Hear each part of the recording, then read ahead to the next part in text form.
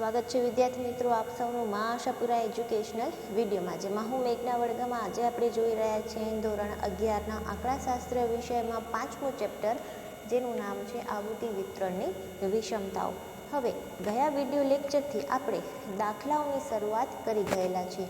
હવે આજે આગળ આપણે એક અલગ દાખલો જોવાના છીએ, જેનામાં તમને જોવા મળશે કે અમુક વખતે તમને સતત અવલોકનો આપી દીધેલા છે અને ત્યારબાદ તમને જે અવલોકનો આપેલા હોય અથવા તો એની જગ્યાએ તમને અડધી જગ્યાએથી વર્ગ આપેલા હોય, એટલે કે મિશ્રિત માહિતી અહીંયા આપવામાં આવેલી છે કે અડધું તમને અવલોકનો અને બાકીના જે છે એ વર્ગ સ્વરૂપે અહીંયા માહિતી આપવામાં આવેલી છે.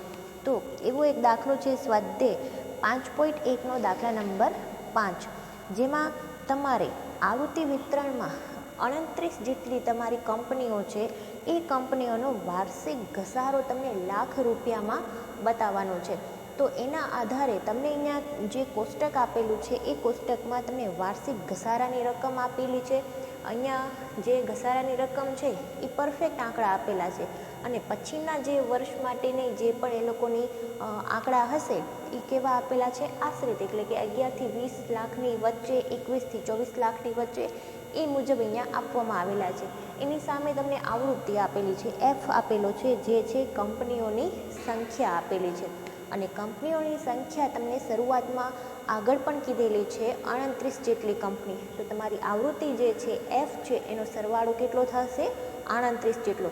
જો 29 સરવાળો ન થાય તો તમારી ક્યાંય પણ લખવામાં મિસ્ટેક હોઈ શકે. હવે આ દાખલામાં તમારે શોધવાનું છે કાર્લસ્પેયરની પદ્ધતિએ વિષમતા અને વિષમતાંક શોધવાનો છે. આ બંને માહિતીઓ આપણને શોધવાની છે. તો આગળ શોધીએ કઈ રીતે? તો સૌ પ્રથમ આ બંને માહિતીઓ માટે આપણે કોષ્ટકમાં જરૂર રહેશે CFI, એટલે કે સંચય આવૃત્તિની જરૂર પડશે. સંચય આવૃત્તિ કઈ રીતે શોધવી એ તમને આવડે છે, પણ શરૂઆત કરીએ. દાખલા તરીકે એફની જે તમારી કોલમ છે એના ઉપરથી તમારી CFI સંચય આવૃત્તિની કોલમ તૈયાર થશે. તો સૌથી પહેલાં 2 એમના એમ મૂકો, ત્યાર પછી 2 + 3 એટલે કેટલા થાય? 5. હવે 5 + 4 એટલે 9, 9 + 7 એટલે 16, 16 + 22 એટલે થશે 28 અને 28 + 10 એટલે 38.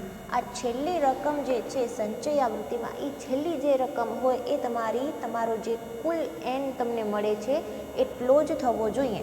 જો આ રકમ અને આ રકમ એક સરખી ન હોય તો તમારા CFI અથવા તો સંચય આવૃત્તિના સરવાળામાં કોઈ જગ્યાએ મિસ્ટેક હોઈ શકે. તો આ ખાસ યાદ રાખવું. ફરી એકવાર જોઈ લઈએ. સૌથી પહેલું અવલોકન એમનું એમ મૂકવું, ત્યાર પછી પહેલા અવલોકન અને આવૃત્તિનો બીજો અવલોકનનો સરવાળો કરીને CFIનું બીજું અવલોકન મૂકવું, ત્યાર પછી બીજા અવલોકન અને ત્રીજું અવલોકનનો સરવાળો કરવો, એટલે તમને કયું અવલોકન મળશે? CFI સંચય આવૃત્તિનું ત્રીજું અવલોકન મળશે. આ રીતે આખી આ કોલમ જે છે એ શોધવાની રહે છે. ત્યાર પછી આપણે જોઈએ એક્સ. એક્સ એટલે કે તમારી મધ્ય કિંમત. હવે તમને પ્રશ્ન થાય કે મધ્ય કિંમત અહીંયા તો મળી શકે, પણ અહીંયા કઈ રીતે મળશે? તો અહીંયા જે અવલોકનો તમારી પાસે આપેલા હોય એ નહીં, તમારે અહીંયા મૂકવાના રહેશે 7, 9 અને 10 જેટલા. હવે તમે જ્યાંથી મધ્ય કિંમત પાડી શકો છો, ક્યાંથી પાડી શકશો? આટલા વર્ગોમાંથી. તો આ જે વર્ગો છે આની કિંમત ઉપરથી તમે મધ્ય કિંમત જે છે એની કિંમત શોધી શકો છો કે 11 + 20 / 2 એટલે કરો તો કેટલા મળશે તમને? 15.5 મળશે. 21 + 24 / 2 કરશો એટલે મળશે તમને 22.5 જેટલા. 25 + 36 / 2 કરશો એટલે મળશે 30.5 જેટલા. આ રીતે તમે મધ્ય કિંમત શોધી શકો છો. હવેની બે કોલમ આવશે, FX અને FXનો વર્ગ. હવે જોઈએ FX. તો FX માટે તમારી પાસે બે કોલમ હોય, એક F વાળી કોલમ એટલે કે આવૃત્તિની કોલમ, એને ગુણ્યા તમે કરશો મધ્ય કિંમત એટલે કે X વાળી કોલમ. તો 2 × 7 એટલે મળશે 14, 3 + 9 એટલે મળશે 27, 4 + 10 4 × 10 એટલે 40, 7 × 15.5 એટલે કે 108.5, 12 × 22.5 270, 10 ગુણ્યા 30.5 એટલે કે 305 જેટલા. હવે આ કોલમનો આપણે સરવાળો કરતાં તમને સરવાળો મળશે અહીંયા એફએક્સનો સિગ્મા એફએક્સ મળશે 764.5 જેટલો. હવે છેલ્લી કોલમ આપણને આવશે એફએક્સનો વર્ગ. અહીંયા એફએક્સનો વર્ગ એટલે કે આ કોલમનો ગુણાકાર કરવાનો નથી, પરંતુ એફએક્સ ગુણ્યા એક્સ વાળી જે કોલમ હોય એટલે કે તમે શોધેલી એફએક્સની કોલમ અને એની બાજુમાં તમે જુઓ છો મધ્ય કિંમત એક્સ વાળી કોલમ, એ કોલમનો આપણે અહીંયા શું કરશું? ગુણાકાર કરીશું. તો સૌપ્રથમ 14 ગુણ્યા 7 એટલે કેટલા મળશે? 98. 9 ગુણ્યા 27 એટલે 243. 10 ગુણ્યા 40 એટલે 400. એ રીતે તમે પૂરી કોલમ શોધશો એટલે તમને એનો સરવાળો સિગ્મા એફએક્સનો સ્ક્વેર તમને મળશે 17,800.25. આ તમને સરવાળો શેનો મળ્યો? એફએક્સ વર્ગનો સરવાળો મળ્યો. હવે તમારી પાસે કોલમની બધી જ માહિતીઓ આવી ગયેલી છે. હવે આના ઉપરથી આપણે શરૂઆત કરશું મધ્યક શોધવાની. તો સૌપ્રથમ મધ્યક શોધીએ તો મધ્યક માટેનું સૂત્ર છે x bar is equal to sigma FX છેદમાં n. સિગ્મા એફએક્સ તમે શોધ્યા છે 764.5 અને n તમારી પાસે આવૃત્તિનો સરવાળો છે 38 જેટલો. તો 714.5 ભાગ્યા 38 કરો એટલે તમને x બાર મધ્યક મળશે 20.12. અહીંયા જેટલા પણ તમને આન્સર મળશે એ આન્સર લાખમાં બતાવવાના છે, કેમ કે અહીંયા તમને ઘસારોની કિંમત જે આપેલી છે, ઘસારો શોધવાનો છે એ લાખમાં શોધવાનો છે. એટલે બધી જ કિંમતોની પાછળ આપણે શું લખવાનું હોય છે? લાખમાં લખવાની રહેશે. તો અહીંયા તમે લાખ લખી શકો. અત્યારે મેં ક્યાંય પણ લખ્યા નથી, પરંતુ તમારી પરીક્ષામાં લખવાના રહેશે. ત્યાર પછી આપણે શોધીએ મધ્યસ્થ. હવે જ્યારે પણ તમને આ રીતની માહિતી આપે, દાખલા તરીકે આપણી પાસે ખાલી વર્ગ હોય અને આપણે એમની કિંમત શોધવી હોય, મધ્યસ્થ શોધવું હોય, તો આપણે અહીંયા શું કરીએ છીએ? n+1 કરીએ છીએ. પરંતુ તમારી પાસે અડધી વર્ગ લંબાઈવાળી માહિતી છે અને અડધી એમને માહિતી છે, તો તમારે શું કરવું કે માત્ર n/2 વાળી જે કિંમતો હોય એ રીતે આપણે વર્ગની કિંમતમાં જેમ શોધીએ એ જ રીતે આનામાં શોધવામાં આવશે. તો m બરાબર n/2. n તમારી પાસે છે 29/2 એટલે કેટલા મળશે? 19. હવે 19માં અવલોકન 19 જે છે અવલોકન એને સમાવતો વર્ગ કયો છે? તો આના માટે તમે CFIની કોલમ જોશો કે 19 તમે શેમાં સમાવી શકશો? તો 19 તમે 28માં 19 જે છે એ સમાઈ શકે એમ છે. તો 28નો વર્ગ કયો જોવા મળે છે? 21 થી 24. તો હવે આ 21 થી 24 ઉપરથી તમે એનો મધ્યસ્થ જે છે એ શોધી શકો. તો એના માટેનું સૂત્ર છે m બરાબર l એટલે કે અધસીમા બિંદુ પ્લસ n/2 માઇનસ CFI છેદમાં f ગુણ્યા c. હવે અધસીમા બિંદુ તમારો વર્ગ તમને મળ્યો છે 21 થી 24. તો આનું અધસીમા બિંદુ કયું થાય? 20 થી 20.5. તો l એટલે આવશે 20.5 પ્લસ હવે n/2 તમે 29/2 ડાયરેક્ટ આન્સર પણ અહીંયા લખી શકો છો 19 જેટલો, માઇનસ CFI એટલે કે CFI તમારી જે તે આવૃત્તિમાં તમે સમાવી શકો છો તમારો મધ્યકનો અવલોકન, એના ઉપરનું પદ તમારા માટે શું બનશે? CFI બનશે. એટલે CFI અહીંયા આવશે 19 અને એ જ વર્ગની સામે આવતી આવૃત્તિ એ તમારી બનશે નીચે f એટલે કે છેદમાં 12 ગુણ્યા 21 થી 24ની વર્ગ લંબાઈ કેટલી થાય? 4. તો આ તમારી પાસે પૂરેપૂરા અવલોકન માટેની માહિતીઓ આવી ગઈ. હવે આને સાદું રૂપ આપીએ તો સૌથી પહેલાં 20.5 એમના એમ રાખવા પ્લસ 19 માઇનસ 16 એટલે મળશે 3 ગુણ્યા જે 4 છે અહીંયા ગુણાકારમાં મૂકી દેવાના એટલે ગુણ્યા 4 છેદમાં 12 એમના એમ છે.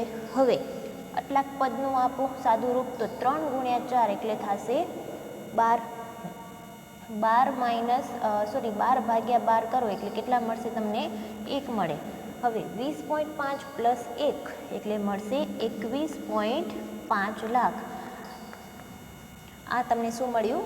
મધ્યસ્થ મળ્યું. હવે એના ઉપરથી આપણે શોધીએ પ્રમાણિત વિચલન. પ્રમાણિત વિચલન માટેનું સૂત્ર છે વર્ગમૂળની અંદર સિગ્મા fxનો વર્ગ છેદમાં n માઇનસ સિગ્મા fx છેદમાં n હોલ સ્ક્વેર અથવા તો આખા જ કૌંસનો વર્ગ. હવે સિગ્મા fxનો વર્ગ તમારી છેલ્લી કોલમમાંથી તમને મળે 17,800.25 છેદમાં nની કિંમત છે 38 માઇનસ સિગ્મા fx એટલે કે 764 છેદમાં 38 એ આખાનો વર્ગ. હવે વિદ્યાર્થીઓ છે મોસ્ટ ઓફ આટલા પદમાં ખાસ ભૂલ કરતા હોય છે કે અહીંયા જે છે એ વર્ગ ક્યારે કરવો. તો આ જે વર્ગ છે એ 764નો વર્ગ કરવાનો નથી. સૌથી પહેલાં તમારી પાસે જે સાદુરૂપ આપવા માટે કાઉન્સની અંદર જે માહિતી હોય સૌથી પ્રથમ એને તમે સાદુરૂપ આપો. એટલે કે 764 છેદમાં 38 કરો તો તમને કેટલા મળે. જે પણ તમારી પાસે આન્સર આવે એ આન્સરનો તમારે શું કરવાનો છે, વર્ગ કરવાનો છે. એટલે વર્ગ કરશો એટલે તમને માહિતી મળશે 404.81. હવે તમારે 17,800.25ના છેદમાં 38 કરો એટલે તમને મળશે 468.43. હવે એનામાંથી તમે પાછળની રકમને બાદ કરશો એટલે વર્ગમૂળમાં તમને મળશે 63.62. હવે આટલા પદને તમે શું આપશો, કેલ્સીમાં વર્ગમૂળ આપશો તો તમારી પાસે પ્રમાણિત વિચલન મળશે 7.98 લાખ જેટલો. હવે આપણને શોધવાનું છે કાર્લસ્પેનની રીતે વિષમતા અને વિષમતાંક. તો સૌથી પહેલાં વિષમતા શોધીએ તો એને માટેનું સૂત્ર SK = 3 કૌંસની અંદર x બાર માઇનસ m એટલે કે મધ્યસ્થ. હવે 3m x બાર તમારી પાસે છે 20.12 માઇનસ 21.5 એટલે માહિતી મળશે માઇનસ 1.38. એને ગુણ્યા 3 કરશું એટલે માહિતી તમને મળશે, વિષમતા મળશે તમને માઇનસમાં -4.14 જેટલો. આ તમારું આવ્યું કાર્લસ્પેનની રીતે વિષમતા અથવા તો SKની માહિતી. હવે શોધીએ જે એટલે કે વિષમતાંકની માહિતી. તો એના માટેનું સૂત્ર છે જે બરાબર 3 કૌંસની અંદર x બાર માઇનસ m કૌંસ પૂરો છેદમાં s. હવે આ જે પદ છે એ પદ સેમ ટુ સેમ તમને અહીંયા જોવા મળે છે. તો તમે ડાયરેક્ટ આનો જે આન્સર હોય 4 એ તમે લખી શકો. એટલે કે આનું સાદુરૂપ આપશો તો તમને શું મળે છે, SK. તો SKના છેદમાં s તમે ડાયરેક્ટ એ મુજબ પણ લખી શકો છો. સાદુરૂપ અહીંયા આપવું જરૂરી છે. જો તમે ન આપો તો સાદી રીતે બધી જ વિગતો, બધી જ આંકડાઓ તમે મૂકો તો પણ તમને આન્સર મળશે જ. તો આનું સાદુરૂપ આપતા આપની પાસે આન્સર છે એનો -4.14 છેદમાં s તમને પ્રમાણિત વિચલન મળે છે 7.98 જેટલો. તો આની કિંમત તમને જે બરાબર કેટલા મળશે, -0.52 જેટલો. હવે અહીંયા બધી જ માહિતી કેવી જોવા મળે છે, માઇનસમાં જોવા મળે છે, ઋણ જોવા મળે છે. એટલે આની વિષમતા કેવી છે, ઋણ વિષમતા અહીંયા જોવા મળે છે.